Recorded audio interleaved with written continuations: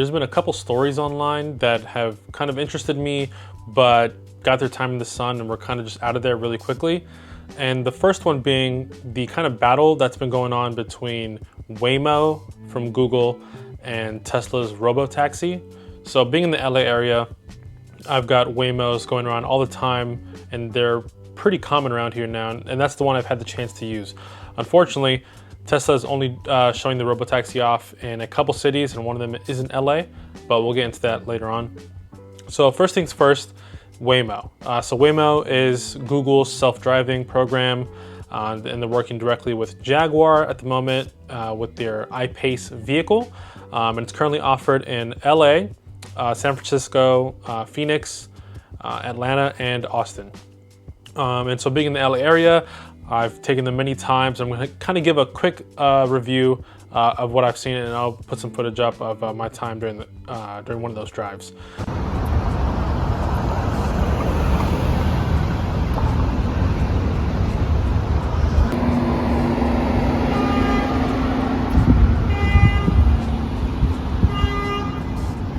All right, here we are.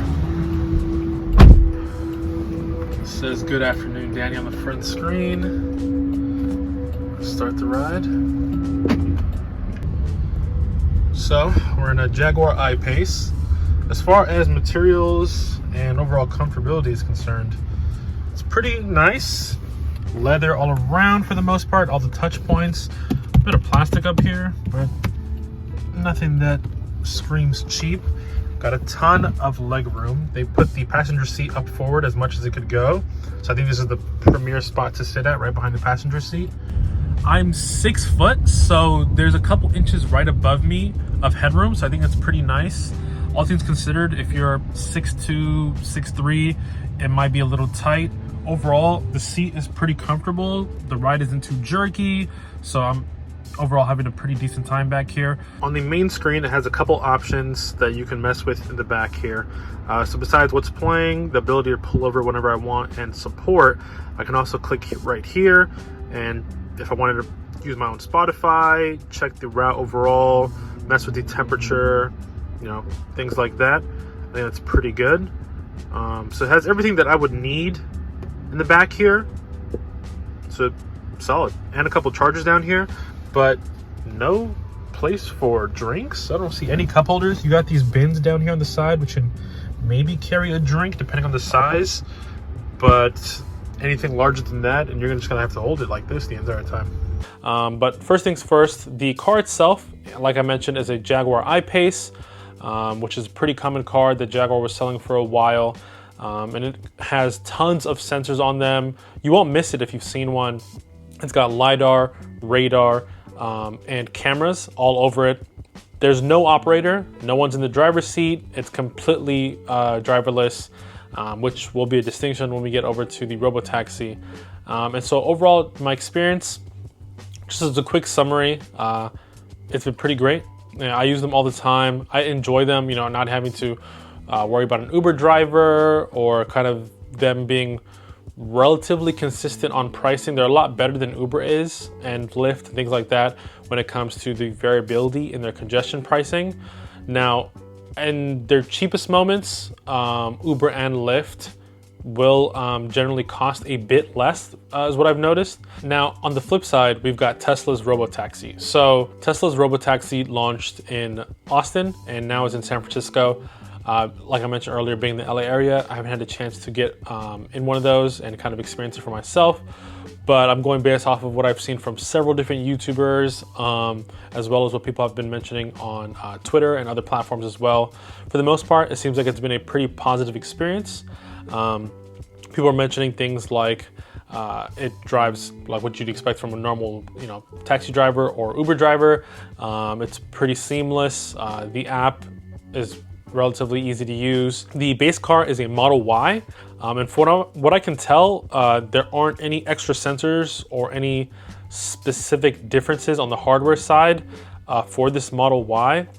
It's pretty much just a Model Y that you can buy yourself, the latest model, and it uses only cameras. That's pretty much what Tesla has been doing for the past, few years. They've moved away from ultrasonic sensors and any other sensors besides just strictly cameras. And at least in terms of what people have been mentioning when it comes to Robotaxi, it's been paying off in their favor. So based on that, I think it's pretty interesting. But one thing that does surprise me is in Austin, they had people in the passenger seat that Waymo, at least from my experience here in LA, does not do. They had, and I understand Tesla's a lot newer to the game. They've only been doing this for a couple months at best. And so they want to have someone in the passenger seat to take over just, if needed. And that's understandable. Better to be slow and work your way there than, to have something go really wrong and, a fatal accident or something along those lines. But in San Francisco, due to the laws and policies in the area, they had to have someone in the driver's seat. Now, if you have someone in the car, I would assume that they should probably be in the driver's seat. But I guess from Tesla's perspective, they would much rather have someone who isn't exactly in the driver's seat so that people don't think that they're driving the car, based on certain clips or viewpoints. It might look like someone's, steering. And so having them in the passenger seat kind of removes that possibility from happening. So I get it on that front. I'm assuming that these cars are running a specific version of FSD or their full self-driving suite that probably isn't available to customers right now. Probably a more up-to-date version that maybe will come down eventually to customers. And one quick thing, as far as redundant systems are concerned when it comes to both vehicles, they both use redundant systems for their compute, their collision detection and avoidance, their steering, as well as their braking, their power, so motors, and their vehicle positioning systems, so things like GPS and other types of software. So all those are redundant. If in any case one of those systems fails, they can move to their secondary system and be up and running. But yeah, pretty much that's kind of what I've seen. And based on what, like I mentioned, what people have been saying online is that overall it's a pretty smooth experience. It follows the map really well. It's handled edge cases like big trucks, construction in the way and been going around. And overall it's been, for the most part, pretty seamless. There have been a couple of people mentioning their experience where little things to some large things. For a couple things where, when it's picking you up, it doesn't pull up right in front of you. It might, pull up, 100 or 200 yards away and you kind of have to walk to it. Another thing, 100 or 200 feet away, you might have to walk to it. Another thing that was pretty big though, was apparently it thought a drop-off point was inside or inside an intersection. So it stopped in the intersection when it was supposed to, go a bit further. And so that can be extremely dangerous. But these are, again, kinks that can be worked out, especially with, someone in the an operator in, in the front seats, whichever one it is. And on that note, when it comes to Waymo, one of the things that I kind of noticed, and as you saw in the footage, was that the vehicle almost every time never pulled up directly at my position on the map. I guess for safety reasons, it tries to find the nearest gap, in parking to you, so that it can pull over close to the curb.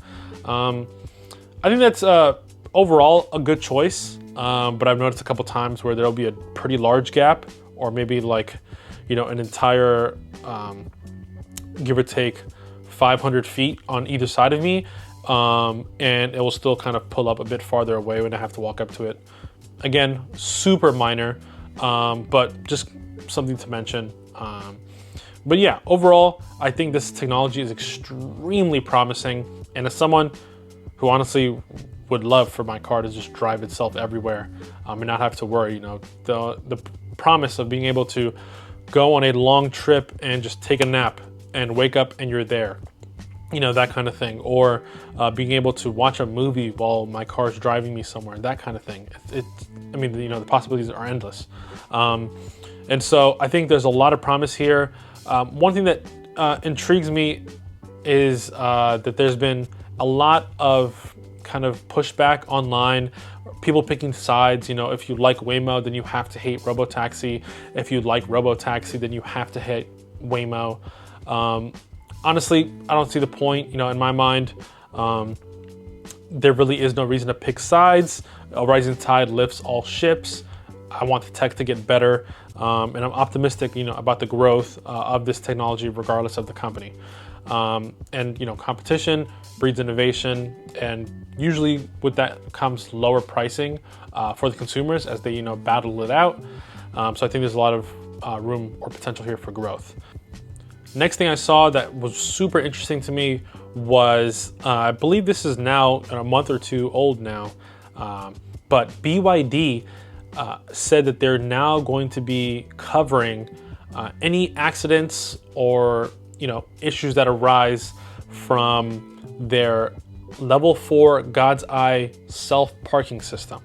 They're essentially, that's a huge claim to make. You know, they're basically saying that their self-parking system is fully autonomous. You know, you pull up to a parking spot, parallel park, what have you, and you know, maybe you click a button or, you know, whatever, and it'll park for itself. You don't have to do anything. And if for whatever reason it hits a vehicle, you know, maybe it scratches your, you know, rim on the curb, whatever, they'll cover it. That's a lot of faith to put behind their system, and it's, even though it's technically not the first to show level 4 autonomy in self-parking, it is the first major one to come out across all vehicles. Mercedes at the moment holds that first spot because technically they've had vehicles that can do self-parking in one specific garage in the Stuttgart, Germany airport, where EQS and S-Class vehicles from July 22 and onward have a self-parking system on one floor of that garage, I believe, where with an app you can kind of set it up ahead of time, and you pull up to a drop-off spot, you get out, and your car will go park in a parking spot.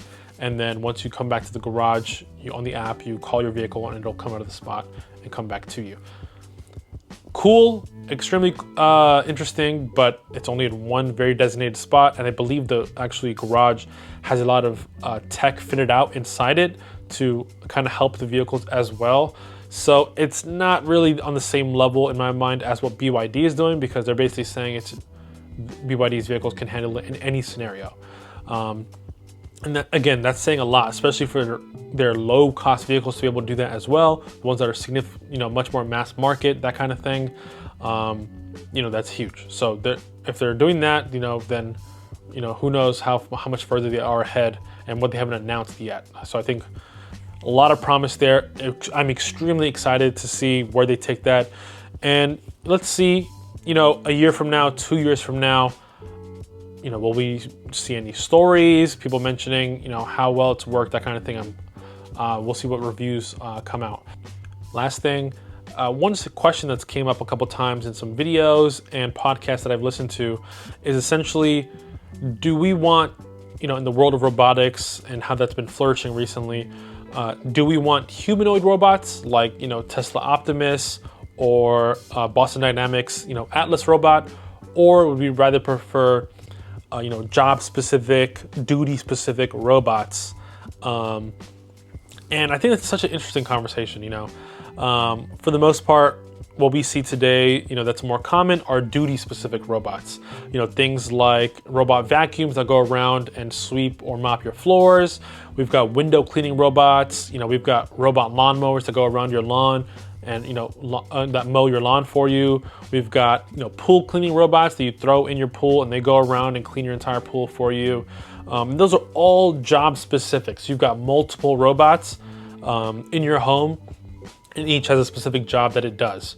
And on the flip side, like I mentioned with the, you know, Optimus and Atlas robots from Tesla and Boston Dynamics, we've got these humanoid shaped robots that are meant to be essentially like a butler or something along those lines, you know, where they can do tons of different tasks. And you've got one robot that is a jack of all trades. And so I think there, at the moment, I don't know what the correct answer is here, but one of the things that has come up is, you know, we live in a, you know, humanoid world, and all of our infrastructure, you know, when it comes to walkways, roads, what have you, is all built with the human body in mind. And so a humanoid robot would be able to traverse all that, pretty easily. But on the flip side, there are a lot of robots that have developed different types of legs for climbing stairs, or maybe for going up a ladder, that kind of thing. There's all over different parts of LA. There's like the food delivery robots, that are basically just little tiny robots with 4 wheels on them that just drive around on sidewalks and cross the street and deliver your DoorDash or Uber Eats or whatever. And those are pretty common now. I see them all the time. And so in this battle between what kind of robot is best for you, I think overall what'll end up winning are those humanoid robots, because convenience rules all. When it comes to the point where we can use these humanoid robots for all these different tasks, and their cost has come down significantly to the point where any consumer can, for the most part, afford one, then it's game over for basically any other type of dedicated job-specific robot. You'll have like on the Jetsons, Rosie, the robot who goes around and does people's chores for them, and it'll, or if you played Detroit Become Human, they have all the robots there. That game also is about a robot uprising, so there's that. But all those robots are extremely humanoid. Hard to tell the difference between them and a human on first glance, and it's gotten to the point where they do everything. They drive people places, they're cooking and cleaning, they're helping kids out with their math homework, basically everything, right? And I think, with the advancement of AI and how far LLMs have gone, when you integrate that with the robotics system, the sky's the limit, right? And so I think there's a lot of interesting things going on, in the world of self-driving, robotics, just the world of AI, and how that's taken us so far, that I'm gonna keep my eye on the pulse, try to keep up with these stories, and I recommend you do as well. But if you've enjoyed the video, drop a comment. Let me know what you think about Waymo, RoboTaxi. Have you had a chance to test out a Waymo? If you haven't, you definitely should. If RoboTaxi becomes good enough, would you be willing to let your car drive around and make money for you? Would you be interested in that?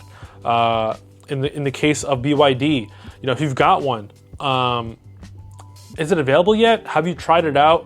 How good is it? Is this feature being available on BYD? Is this something that you're interested in? And would you make a purchase if you don't have this vehicle based off of that only? And humanoid robots, yay or nay? Dedicated robots, yay or nay? Which one do you prefer? Which one do you think will win out? If it's not your preference, that kind of thing. And of course, let me know what kind of videos you guys would like to see. Again, in the comments down below. Other than that, see you later.